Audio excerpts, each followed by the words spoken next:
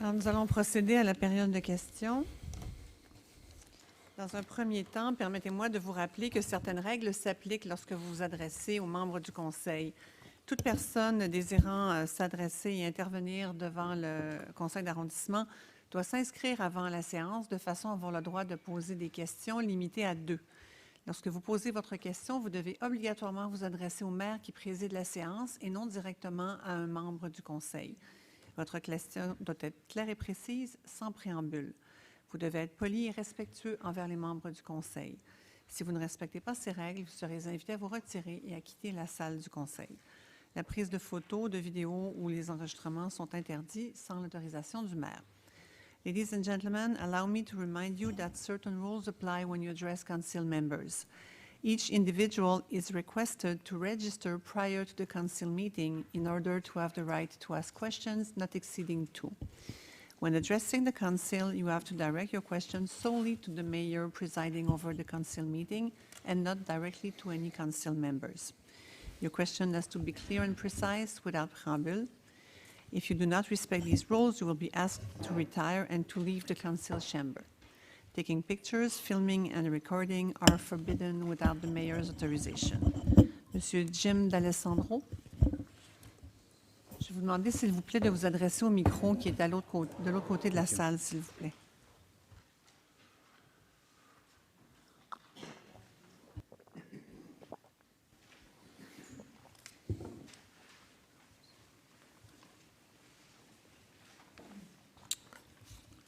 Good evening. Vous l'avez allumé? Oui, merci.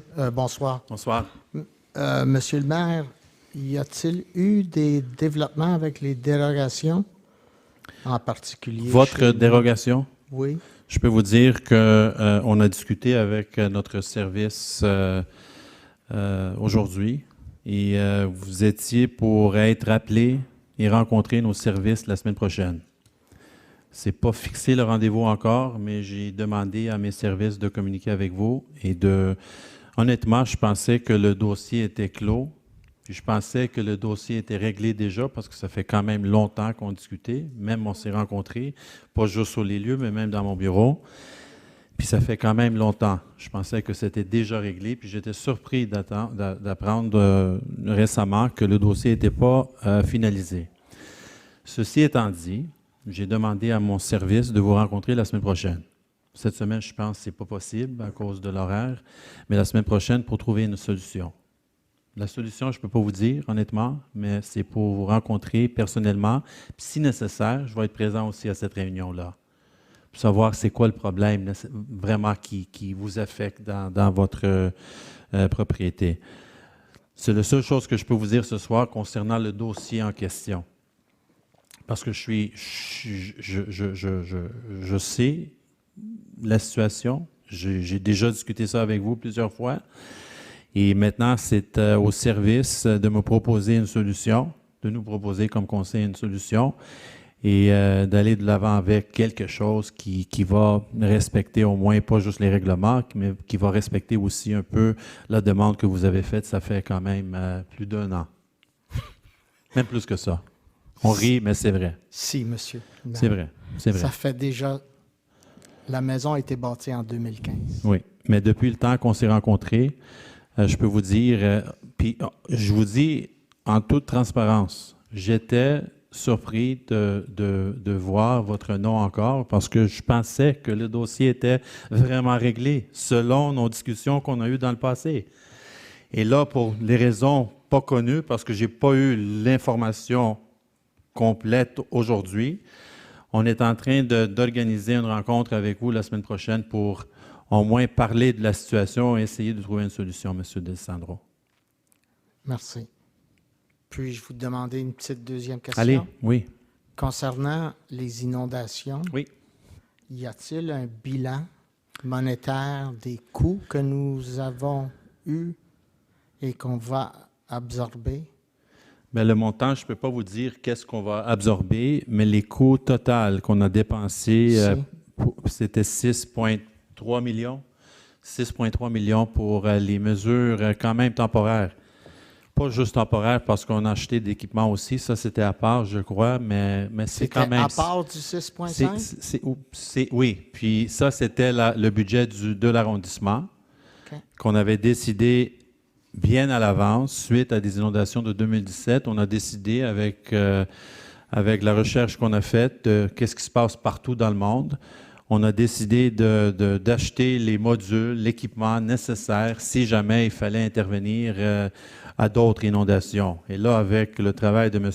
Baudouin, entre autres, on a trouvé des solutions qu'on a appliquées en 2019 avec d'autres mesures qu'on a posées sur le territoire. Et ça fonctionnait. Mais le 6,3 millions, ça vous donne une idée de combien ça coûte pour pas juste au niveau de l'argent, mais la mobilisation aussi que ça prend pour faire tout ça. Mais malgré l'effet, on avait un succès total au niveau de qu'est-ce qu'on était capable de sauver, mais à quel prix? Ça, c'est négligeable, sûrement. Je le sais que je n'ai pas le droit à une troisième question, mais sur le même sujet, est-ce que dans les réflexions que vous faites présentement, vous investissez beaucoup d'argent et vous bloquez beaucoup de rues? Y a-t-il quelqu'un qui commence à regarder des vannes à guillotine pour bloquer l'eau? Sûrement. C'est déjà fait. C'était déjà fait en 2019. Vous avez des valves automatisées de guillotine ou est-ce que vous ne devez pas mettre des pompes? Non, pas encore, parce que ça prend les stations de pompage. On a eu la confirmation pour Rive-Boisée, si on peut prendre un exemple, qui était approuvé par la Ville de Montréal. Ça fait quand même un bout de temps. Là, ça prend l'approbation du ministère de l'Environnement pour mettre tout ça en place. Mais vous pouvez imaginer les millions que ça peut coûter juste pour une station de pompage avec un système automatisé de bâtard d'eau qui va remplacer les mesures temporaires à ces émisseurs avec l'installation des pompes. Mais ça prend plus qu'une station de pompage. Ça prend d'autres. 4,5 millions plus 1 million de dollars par année. Mais c'est ça, effectivement. Mais ça, c'est déjà en discussion. On est déjà en communication avec Montréal. Et comme je disais tout à l'heure, je suis à Québec cette semaine. Et c'est une chose que je vais présenter aux responsables, surtout le ministère de l'Environnement et aussi Madame la ministre de l'Occupation municipale. On ne sait pas la réaction, mais on n'est pas seul non plus. C'est pour ça on fait ça avec l'Union des municipalités du Québec, avec d'autres maires de partout, avec la même situation que nous. Mais effectivement, c'est des choses qu'il faut penser à long terme au niveau de solutions permanentes qu'on a déjà dit à des gens qui demeurent dans ces secteurs. Dans le fond, on travaille pour eux. Merci. Merci, M. D'Alessandro. Merci beaucoup. M. James Wills.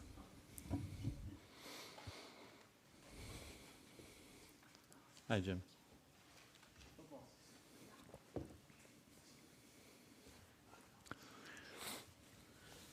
Good evening. Good evening. How are you? Very good. Good. I won't take up too much of your time. It's Take the just time you need, sir. I need some information. Yes. About 2 weeks ago, my neighbor's backyard, a pine tree came down, took out the high tension wires. There was a fire in the backyard, I don't know, it was about 5 feet wide and about this high. Just every time this wire was hitting something on the ground.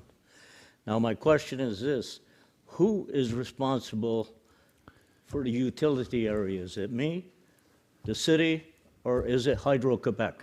Because this tree that I'm talking about now that's up there is just outside of my fence, and I think that there's been damage done to the roots of this tree because of these fireballs. They kept coming every couple of minutes, every time the wind would blow this high tension wire until they can shut the power off.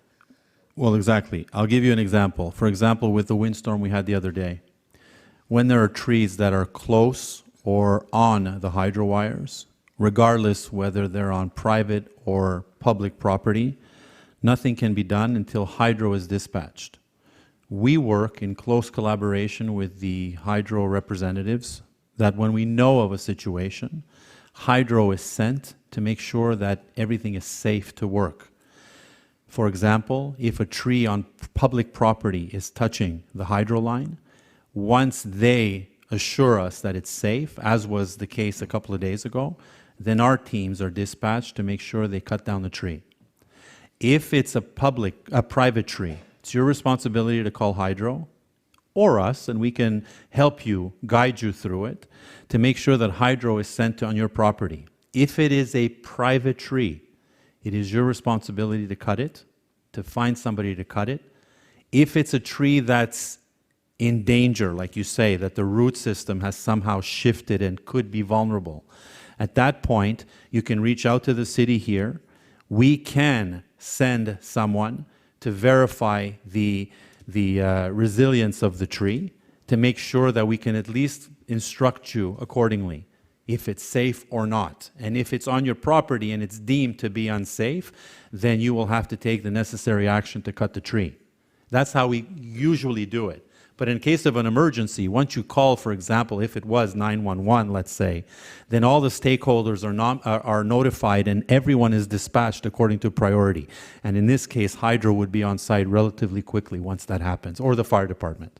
Okay, the thing was this, it is in the utility, the right-of-way. Right. It's outside of my fence. Okay, okay, I know where it is. I know where it It's is. within, say, 2 feet of the power line. Yeah, I know where it is now. Now, about 10 years ago or so, I wanted to get this tree cut down, I wasn't allowed.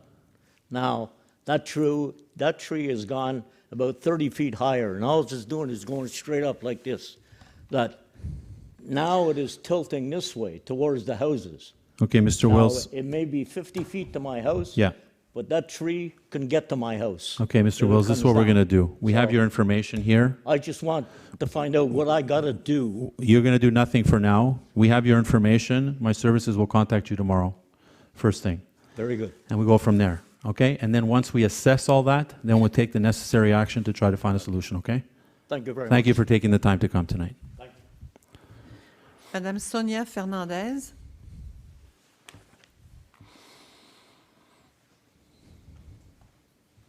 Good evening. Good evening. Nice to see you again, under Thank the you. circumstances. And you too. I tried to reach Sophie Mousson and Denise Blanchard, Yeah. and I'm waiting for an answer. Well, the answer is, as you mentioned, as I mentioned earlier, is that once the meetings had ended, which was over a week and a half ago, we ended the public meetings, the idea was that we would go in Quebec, as I had mentioned to you in my office that day. And once we go to Quebec, depending on what the reception is, plan our course of action accordingly. For your particular case, it's a strange situation because you sit within the map. We, by law, cannot issue a permit for you to build because you're in this temporary or long-term map. We don't even know because they're going to be passing that at some point, if not by the end of the year, early next year, once the final corrections are made. And to give you an example, we've submitted 400 briefs in situations that affect our community. And from what we've heard, they've addressed probably half of them, and some of those aren't even what we had requested. So, we've heard recently that the government seems to be throwing that back in our court, saying, well, you can give the permit, but then you're responsible. But the fact is that we can't give the permit according to what the government tells us because you sit on the map. So it's very confusing. And yours is one of the cases that I will be bringing up on Thursday in Quebec.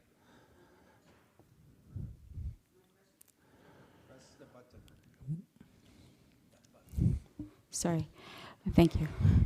My question is that I heard from the M&A's office when I visited Mrs. Andaluzzi that there was a letter from Parliament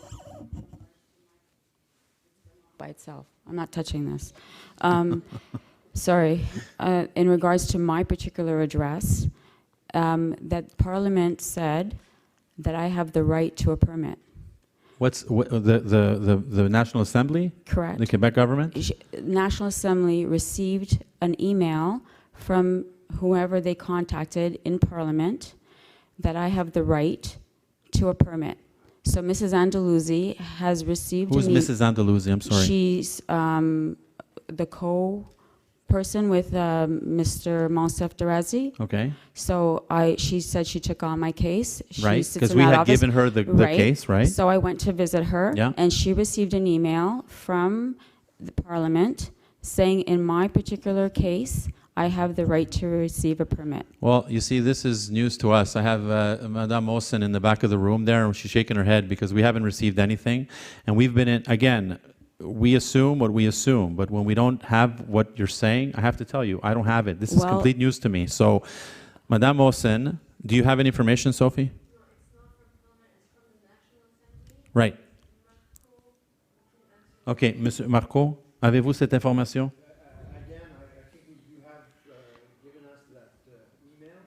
It's not me that gave the email. It's actually Mrs. Andalusi who received this email from Parliament, who passed the email, she said, to Mrs. Sophie Mosen, and she also passed the email after, because I came to the city and there was nobody in office, and Miss Denise Blanchard came to meet me and got on the phone with Mrs. Andalusi.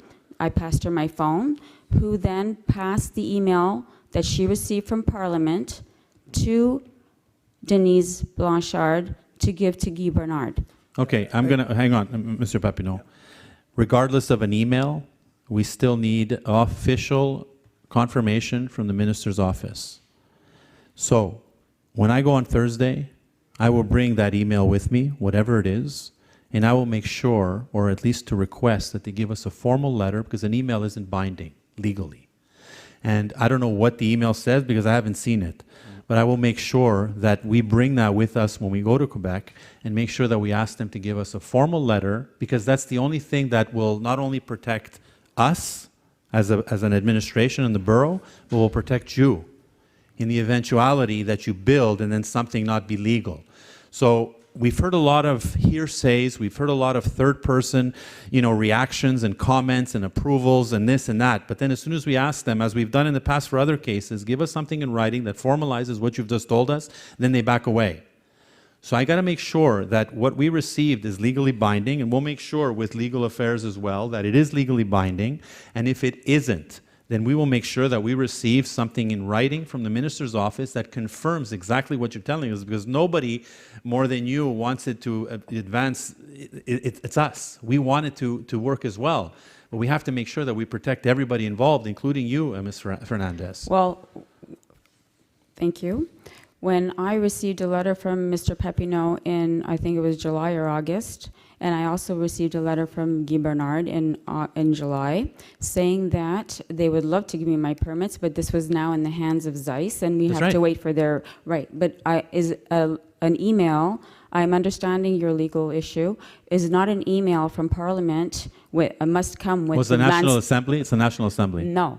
The National Assembly got the email from Parliament. From the federal government? Parliament. Well, no, because if it's the National Assembly, it's Quebec, and if it's the Parliament, it's Canada, it's federal. She told me, this is what she told me. Yeah. She told me she got the letter from Parliament saying that I have the right to have my permits. Okay, you know what? Okay, so there you go. He's a political advisor of the minister and so on and so on. So we're going to untangle this tomorrow, okay? We're going to get what we need that we've received from you, and we will even reach out to the MNA's office, Mr. Deragy, and I'll call myself actually to find out what's going on. And we'll try to get that information, and then in any case, we need to have a confirmation from the minister. So that's when what I you need go to there see. Thursday, Yeah. can I ask you if you would be able to come back with a letter? Oh my gosh, if only you knew how much I'm hoping for that. I doubt they're going to give it to me that day, but at least they can give me a confirmation that we will receive that letter, because that's my goal. My goal isn't only you, Ms. Fernandez. I have a handful of other cases like you that for us seem pretty straightforward. And legally, we're bound by this map and by the ZIS, as I've told you. And now other things that have come up from the Communauté Métropolitaine de Montréal that has made it very confusing for everybody. And this is why no one is giving us a straight answer. And we have people like yourself who have been in limbo since 2017, who were ready to build, and then we had another flood in 2019, which created this whole mess. So we're fighting for you, and I am, and we will do whatever we can. And I will go with, and I will pick out the people who wrote that email and Yes, find please out be- why you're writing an email like that if I can't apply a permit now. Well, this is it, because Mrs. Andalusi said that this email says that I'm entitled to these permits and that I should just be taken off this list. Well, the should be taken off the list. I have 400 cases like that. The should be is easy. It's the will they. That's not, because we know what should be on this map. Well, according to the M&A's office, it was the city that was not taking me off the list, and all they needed to do was take me off the list. That is complete falsehood, because we have zero authority from removing anybody off a list once it's appeared on this, and all of us in Quebec are dealing with the same thing. Once you are in that map, we do not have the authority, legally or otherwise, to remove you. All we can do is request that you are removed and justify the reasons why. So how does this email I have no idea. hold? But this is what I'm saying to you. I have no idea. I'd have to see it, and once I see it, Ms. Fernandez, what I'll do is I'll call you tomorrow. Thank you. I'll call you tomorrow. Yeah. So, folks, you can see the confusion that we deal with at all these government levels that make people's lives very complicated. So, again, we're on webcast, and if anybody in the National Assembly is listening to us, they're hearing us loud and clear that it is a complete mess for some folks. And all we can do is be hopeful and try to find solutions, and unfortunately isn't as forthcoming as we'd like. So I'll reach out to you, Ms. Fernandez, tomorrow, okay? Monsieur René Hamel.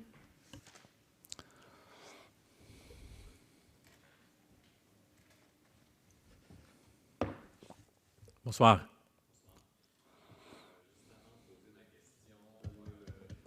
Le micro, monsieur. Merci. Non. Non. Le troisième édifice sur Paul Pouliot est maintenant en chemin et on fait face au même problème que les deux premiers édifices. Donc, la semaine dernière, le polissage de ciment s'est terminé à 11h30 le soir. Donc, c'est le même problème qui n'a jamais été réglé. Donc, les gens, le constructeur fait ce qu'il veut, quand il veut, sans aucun respect des règlements. Et ça dure depuis maintenant 2 ans et demi. Merci de nous avertir. Monsieur Marquineau est en train de prendre les notes. Vous savez très bien que à chaque fois qu'on savait que les gens ne respectaient pas les règlements, on prenait des mesures pour les arrêter, dans le fond. Mais avec les amendes qu'on a, c'est sûr que, je ne sais pas même, mais les gens payaient. Puis là, ils revenaient, soit tôt le matin, ou ils travaillaient le soir jusqu'à 11h30, comme vous avez dit. On va faire un suivi auprès de ces gens encore, parce que ce n'est pas la première fois.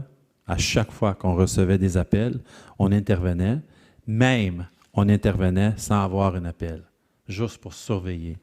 On a changé beaucoup de choses. On a donné accès par en arrière, au moins au site, pour ne pas déranger vraiment comme avant les résidents qui demeurent dans le quartier. Mais comme j'avais dit, chaque jour, je passais sur cette rue-là, pendant l'été surtout, et je voyais moi-même. On a même donné le stationnement à l'autre côté de boulevard Pierrefonds, comme vous savez, pour au moins vous donner un peu de tranquillité dans le secteur.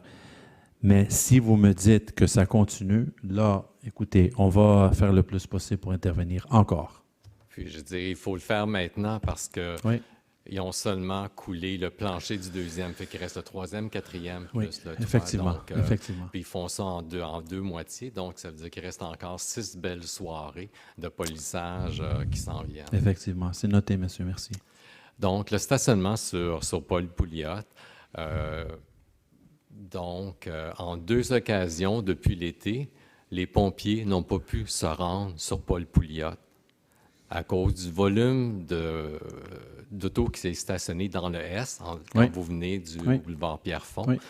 Donc, si moi, j'ai appelé les pompiers, puis ça va leur prendre 3 ou 4 minutes de plus pour faire le tour, mais je pense qu'il y a un problème. Effectivement.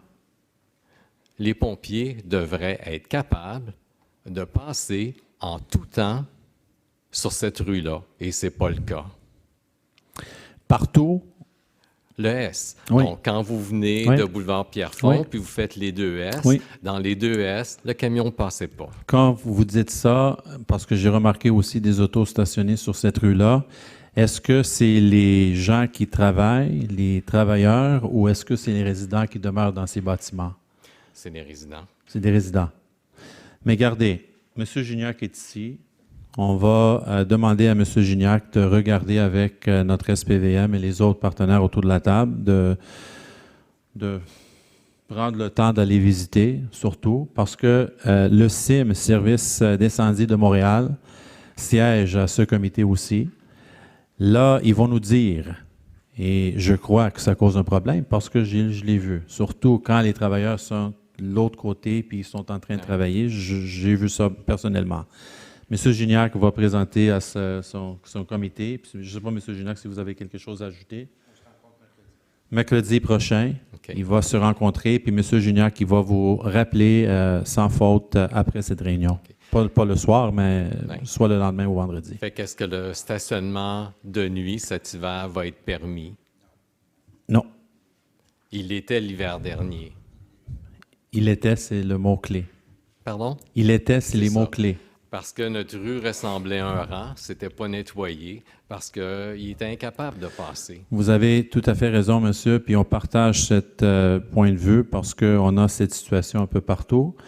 Même les endroits où on ne permet pas le stationnement, les gens stationnent. Puis là, on était très, très, très strict au niveau de réglementation avec l'SPVM parce que c'est eux qui gèrent le stationnement présentement, mais on travaille en collaboration avec eux là, pour donner des contraventions quand c'est nécessaire. Mais comme M. Gignac, comme M. Baudouin dit, c'est impossible au niveau sécurité de faire les rues quand il neige, avec les charrues ou autres, parce que c'est dangereux, pas juste pour les camionneurs, mais même les gens qui demeurent dans le secteur. Et on a pris la décision de ne pas laisser le stationnement là la nuit, mais pour s'assurer, on va même aller communiquer avec les gens qui demeurent dans ces bâtiments-là et de les avertir. Ils ont le stationnement. Et c'est pour cette raison, dans ce genre de bâtiment, on permet ou on demande, on exige le stationnement sous-sol. Parce qu'on ne veut pas le stationnement sur rue. On n'est pas équipé comme la ville-centre pour accommoder les autos partout, surtout dans les secteurs résidentiels comme Paul Pouliot. Et pour cette raison, on va appliquer le règlement comme c'est présentement dans l'arrondissement, sur Paul Pouliot et d'autres endroits quand c'est nécessaire. Fait que le stationnement de nuit n'est pas permis à partir du 1er 1er novembre. novembre, c'est ça. Une quinzaine de voitures la nuit C'est dernière. parfait que vous me dites ça parce que, comme j'ai dit, on est en communication avec notre SPVM, on va les avertir. N'inquiétez-vous pas. C'est le 15 novembre? Oui. Oui. OK. Puis je vous encourage aussi, nous, on va faire de notre part, mais d'appeler aussi Monsieur le commandant. Il avait donné, je pense, sa carte. Non, mais je pense qu'il avait donné sa carte. D'appeler aussi, monsieur, parce que ça serait important que les résidents s'impliquent à ce niveau-là aussi. Moi, je le fais chez nous aussi. Quand je vois des gens qui ne sont pas supposés de stationner, j'appelle. Je ne veux pas, mais j'appelle parce que ça va causer un problème, surtout l'hiver. Surtout des endroits où on n'a pas de stationnement. Puis quand la neige va accumuler, les gens marchent sur la rue, là, c'est impossible au niveau sécurité. Surtout dans ce coin-là que vous parlez. Merci. Est-ce que je peux avoir une prolongation de 15 minutes? Merci. Madame Martha Band.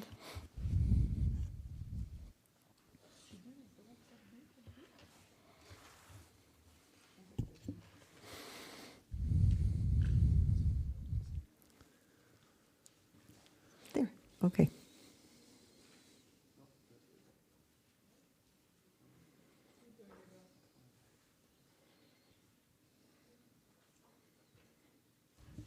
Good evening. Is that working? Yes. Good. It's not like the at the tango event on Saturday. We had 4 power interruptions. Did you dance? I wasn't dancing, but I was there, and Fantastic. it was quite an excellent production. Wonderful. What's your question, Mrs. Bond? Item 40.07, page Yeah. 2.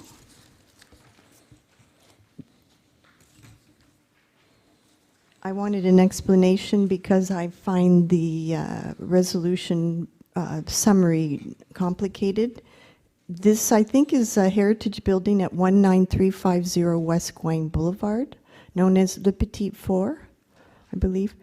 And can you please explain this summary? What was the decision by the UPAC, Urban Planning Advisory Committee, and what is the Borough Council authorizing? Mr. Papineau, can you explain what went on with the CCU? And it hasn't been approved yet, Mrs. Bond. It's on the agenda tonight. It is on the agenda. Basically, the cadastral operation is subject to our architectural integration bylaw because of the fact that it is on Gouin Boulevard, Heritage Boulevard. Previously, there was the first cadastral operation that has been approved through council. This new cadastral operation has to do with changing the geometry of two lots that will be lots to be built. So originally we had created, or the owners had created 3 new lots to build on the site, which was approved basically last year. Park fees were paid through that cadastral operation. But after having looked at the actual site, the owners wanted to make one of the lots bigger. The lot that is closer to the detached garage that's on this site with the Heritage House. So basically, we're changing the geometry of one of the lots to be built. So that's why it's being brought back to council through paper bylaw and architectural integration. The Planning Advisory Committee originally had not recommended the creation of these 3 new lots. And to be consequent with their original decision, they maintained their recommendation not to have it approved. But basically, it's a very small change from what had been approved for the 3 lots to build. So we're just making one of the lots bigger. Okay, and this was presented at a public UPAC meeting, I believe? Planning Advisory Committee, no, there was no necessity to present this at a public meeting. It The was, one last year. Again, we Anyway, I had, believe I have notes from that meeting. yeah, but what we did is, for this one, is it's a new cadastral operation request. So it's being approved tonight, but through the architectural integration bylaw. And they're going to be required to respect the, the fundamental, I guess, milieu or whatever Well, of again, the PEA. First step is approving the cadastral operation. We haven't had a chance to look at the actual new buildings that we'll be siting on.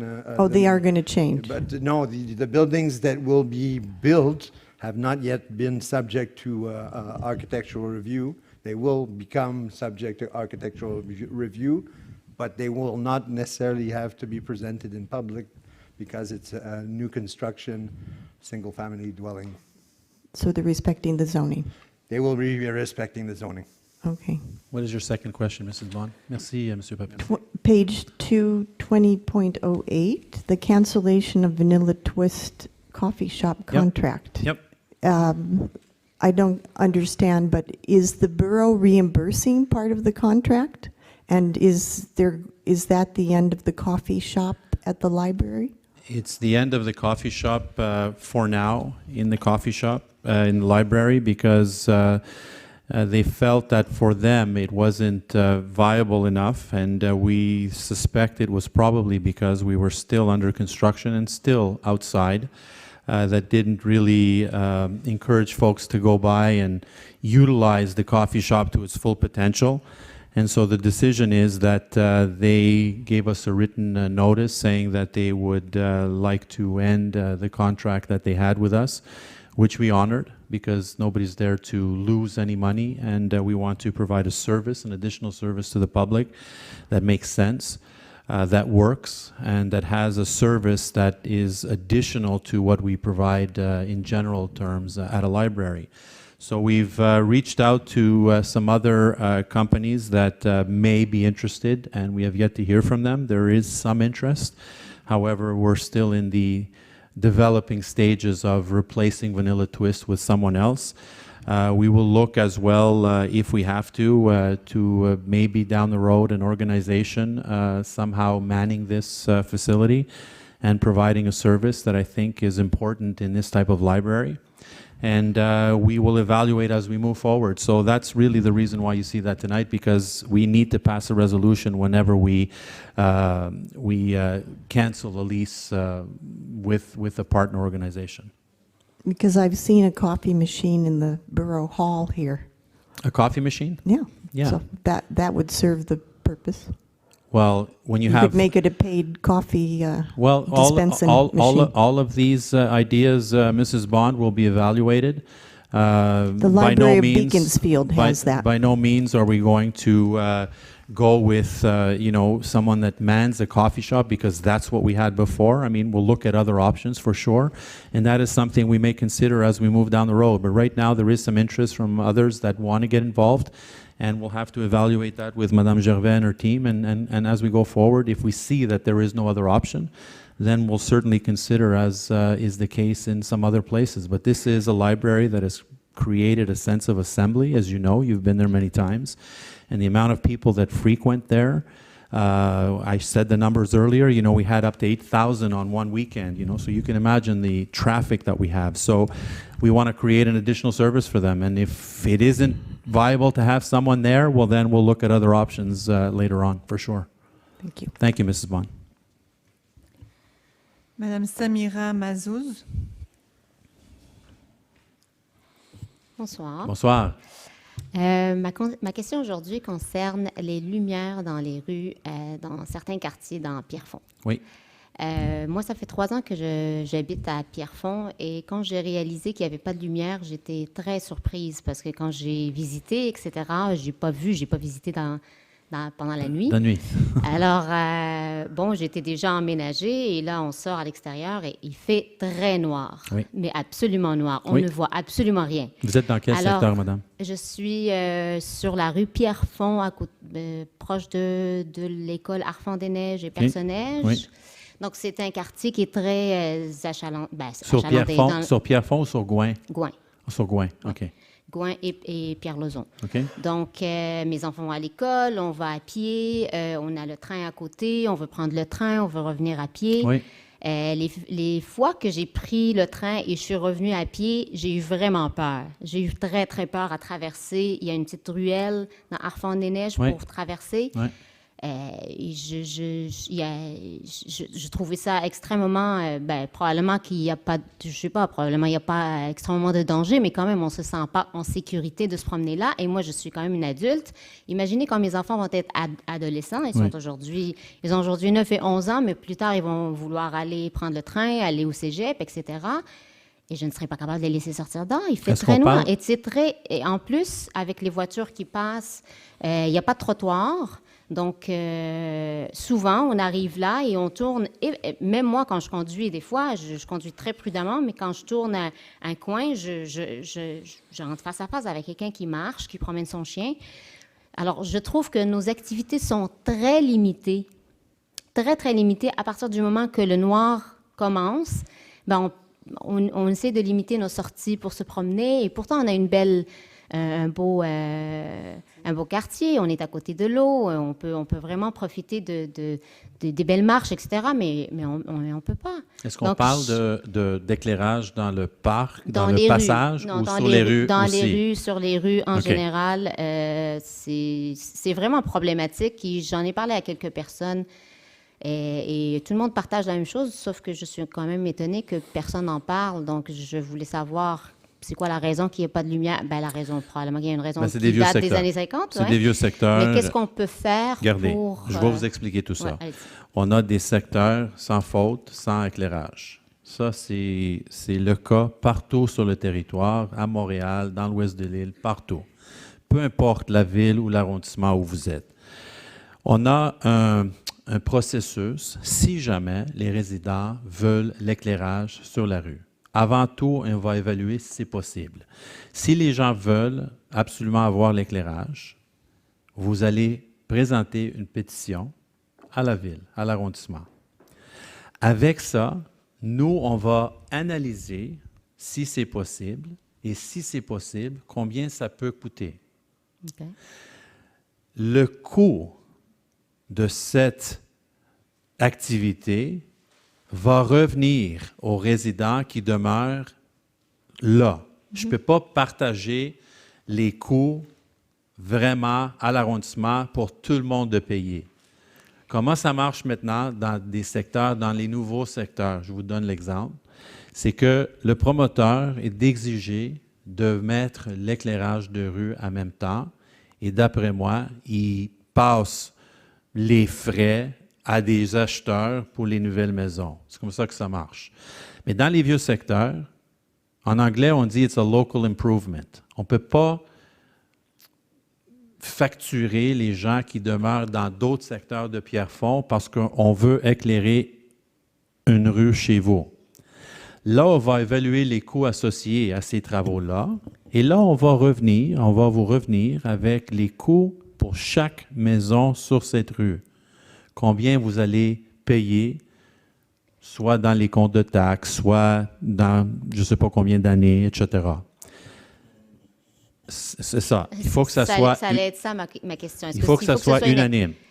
Je vous dis, puis encore, je vous dis honnêtement, qu'à chaque fois qu'on a fait cet exercice, à chaque fois, aussitôt qu'on revient avec un coût, les gens refusent, à chaque fois. Pas tout le monde, mais c'est jamais unanime. C'est même pas la majorité. Parce qu'on ne peut pas imposer à quelqu'un de payer s'ils ne veulent pas. S'ils ne veulent pas. OK. Est-ce que je peux juste Allez. mettre un commentaire Oui. sur ne pas obliger quelqu'un? On vit quand même dans une société démocratique où c'est pas tout le monde qui doit dire oui, c'est la majorité qui doit dire oui. Quand on construit des routes ou qu'on améliore des routes ou qu'on décide de réserver une ligne pour l'autobus pendant les travaux, je ne pense pas qu'on demande à tout le monde de dire oui. On regarde un peu le bien-être de la majorité de la population. Et dans ce cas-là, je pense qu'il y aura toujours quelqu'un qui va dire non juste pour dire non. Ça, c'est... Puis on n'est pas On connaît 5, des gens, 6 on maisons. connaît des gens comme ça, madame.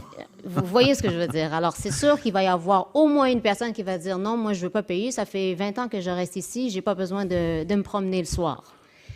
Donc, est-ce que ça, c'est une loi?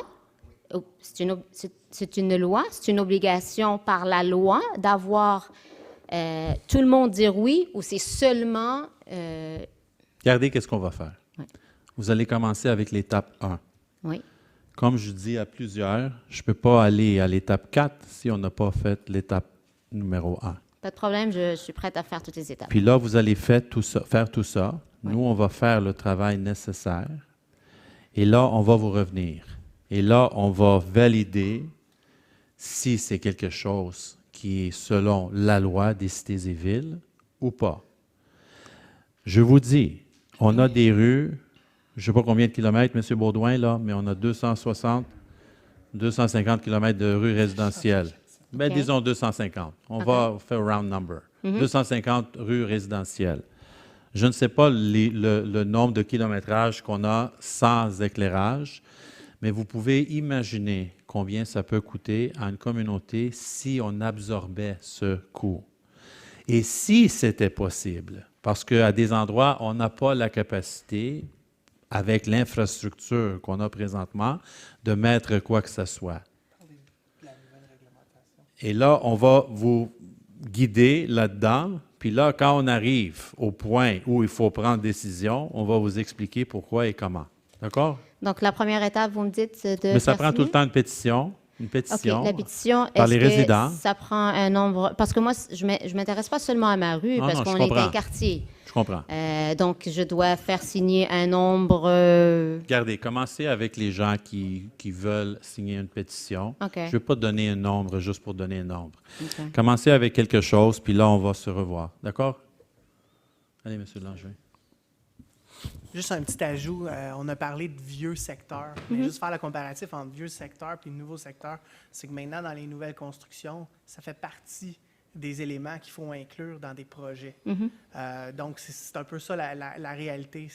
Là, on retourne en arrière, puis là, il faut trouver une façon de... Oui, je comprends la réalité, sauf que la réalité aussi concerne les gens. On continue, on évolue et on améliore les choses. suis Alors d'accord ça avec vous. fait partie des Tout choses à qu'on fait. peut Tout à fait. améliorer. Tout à fait. Je suis d'accord avec vous. Merci. Merci beaucoup, madame. Bonne soirée. Merci. On pouvait prolonger à la fin, mais je pense qu'il reste quoi, une question? Oui, il reste une seule personne. Regardez, we're not going to make you wait, Mr. Stitt, till the end. Let's do it now. Depends what you say, sir. Well, yeah, in the Go ahead with your question, in the sir. openness of democracy, it would be good if you didn't. I think my history, Mr. Stitt, respectfully speaks for itself in the way I've been at every council The meeting. history is when people say something that Ask your you question, like, Mr. Stitt. and when people say stuff that you don't like. That's the No. history. Mr. Stitt, I'm going to correct you right off the bat, because if we're going to start like this, it's not going to end well. So I'm telling So you want to cut me off right now, Mr. Mayor? No, what I'm telling you is when I correct you on the falsehoods or something that may Okay. not be correct. Well, I'm going to correct you before I Go get to ahead. my first two questions Go ahead on on the a question. falsehood. And like you, I don't like when somebody tries to put words in my mouth, like you did last month, saying that, Mr. Stitt, we know very clearly now that you're against the skate park and you're against the skate park. Yes. Now, you can do that for your political purposes, that's fine. But what I'm not against the skate park or anything else. What I'm against is a lack of consultation in this borough.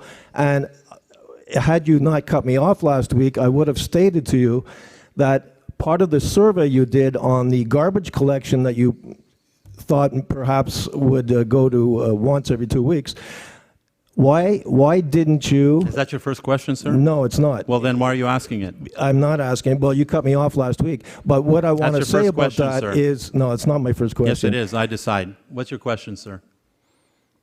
What's your question? You know, maybe I'm just wasting my time. No, because you were going to ask a question, so I'm asking, is No, this your I first was question? doing But it's not a- your first question. I was doing a conclusion of last week when you cut me off, And I'll correct you. and about the skate park, and how did you let me continue? It was about the survey, and how come you can do a survey on the garbage collection, but you can't do a survey on the fact that we don't have public security, and do the residents want public security or not, or do they want a skate park or not, or other important issues? Why? That was my last week's question.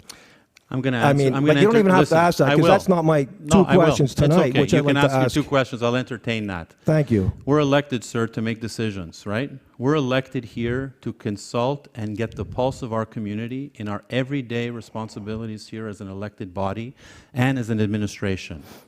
We know with all the parks and green spaces that we've created since our administration has been here, the need for our community, as is the need in many communities for a segment of our population, we believed, through also the number of youth that we see and meet every day, that a skate park is something that we needed in our community. We went through the process, as you know, to change that vocation of that land, and people had the opportunity to sign and be opposed to it, and it's their right to do so, for whatever reason. And some did, but didn't acquire the number of signatures they needed. We still believe that a skate park is absolutely necessary in our community, as is the case in other communities. The other thing you mentioned, that was the second thing you mentioned about the survey for the garbage.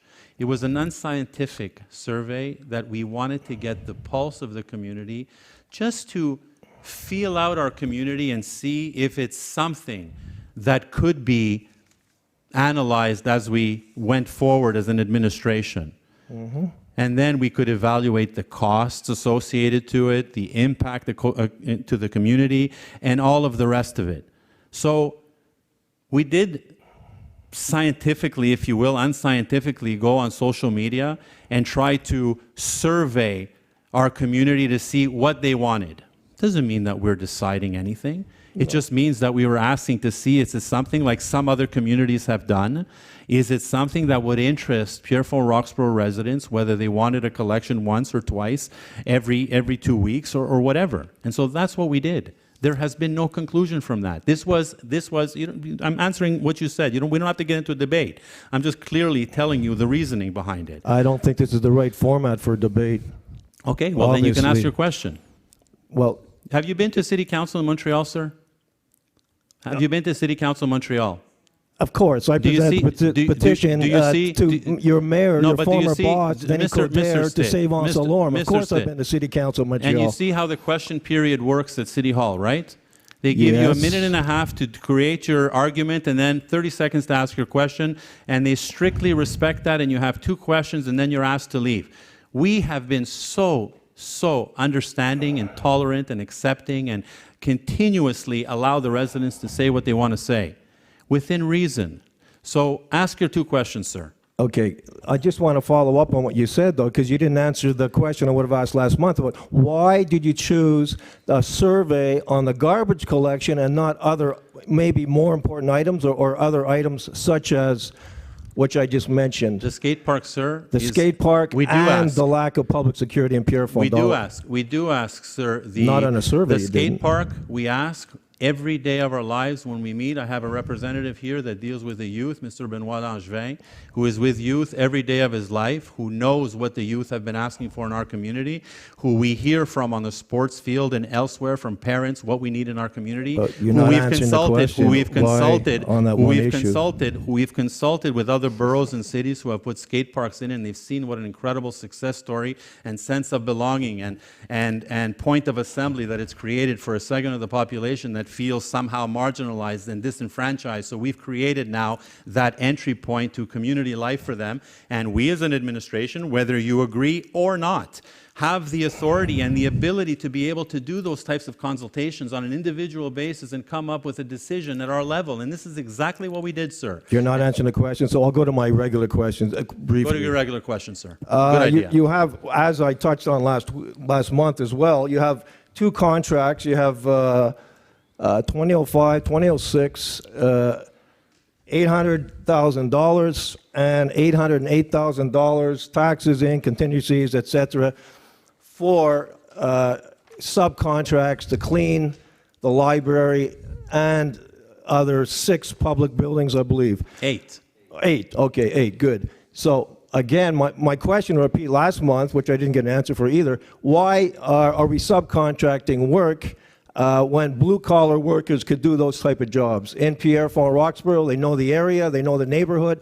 You made an allusion to this as a specialized service, and therefore you'd like to hire specialized companies.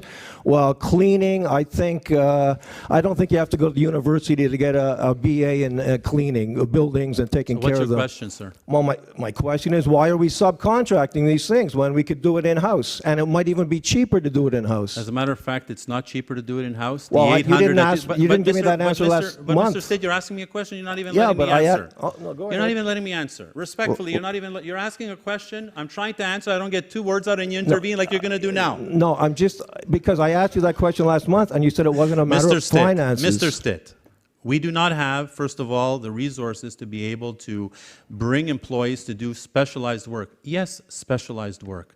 When you have a library, for example, that you can disagree if you like, sir. I'm telling you what it is. When we have thousands of people that frequent the library, the amount of hours that we need, to clean the library is open 66 hours for the general public. The thousands that we have that frequent that library require a specialized service to be able to do the cleanup and follow-up. The other buildings that you see, we've always had contracts for them. We've just added now Versailles and Valleycrest, which are multi-million-dollar facilities that we felt that we would incorporate in a contract like this to be able to provide, yes, that specialized service that works on the criteria that we establish ahead of time to make sure that everything is done according to the way we feel is necessary to provide you and your fellow citizens a facility that you can use that's in great condition. So we do this. And so the 800,000 that you see is for 3 years that we feel comfortable whether because Well, you may not 800 agree. double, 1.6. One is for a library that That's costs right, us and the other 24 one's for the million, other sir. 6 And or 8 so buildings, it's yeah. a lead building that requires somebody to make sure they're on top of things, and to mention that it does cost us less to be able to do that rather than using the employees that we would need to do it. And not to mention, sir, the employees are there to provide frontline services that improve your quality of life, as they've done exceptionally well all these years, focusing on the services that affect your quality of life day to day. Which and workers are you referring to now? And a contracted company, the roads, the parks, the flowers, the green spaces, The blue collar you're talking of course, about. Yeah, who do an okay. exceptional Right. job. So why couldn't they do? Because we have to prioritize our actions and better utilize our employees to have them provide you the services that impact your life every day. And that specialized work, yes, even though we disagree, specialized work to do the cleaning of our public buildings, we feel can be done by a contractor and use our employees to better serve the public. That's what we I know, believe. but a lot of them are laid off every spring or whatever when the winter's over, so those employees could go back into, keep working and go into cleaning these buildings. Well, these employees, anyways, it's not anyways, sir. It's not anyways, sir.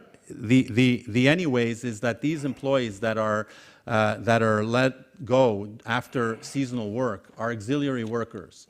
These employees know that when they get these jobs, that there is a potential of them being laid off for a certain amount of time before they're called back. This is known to them. Yeah, of course, I'm not saying... No, but this is known to them. And so it's I'm nothing not new saying we've created otherwise. here. This is the way all cities, all boroughs They got work. out, yeah, of course, it goes by seniority list. That's Of course. normal. Of course. What's your next question, sir? Well, I was going to ask you about 4007, but Martha Bond asked about it. So could you explain 2009, reception of a subsidy, $292,000? I'm sorry, which one? 2009? 2009, I believe.